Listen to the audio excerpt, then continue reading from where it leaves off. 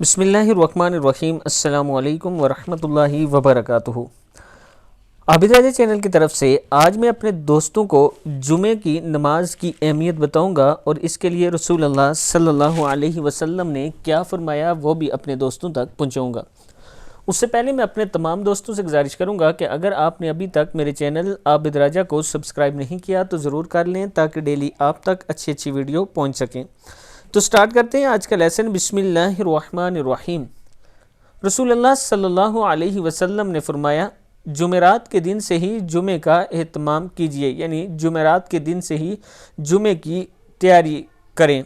कपड़े साफ़ रखें, खुशबू का बंदोबस्त और हजामत और गुस्ल करें। जुमे के दिन साफ़ कपड़े पहनकर जामे मस्जिद में जल्द जाएं। जुमे की नमाज के लिए पैदल जाने से हर कदम पर 1 साल रोज़ा रखने का सवाब मिलता है। तिरमिज़ी की हदीस है। मैं अपने दोस्तों से गुजारिश करूंगा कि इस पर ख़ुद भी अमल करें और आगे अपने दोस्तों के साथ इसको ज़रूर शेयर करें।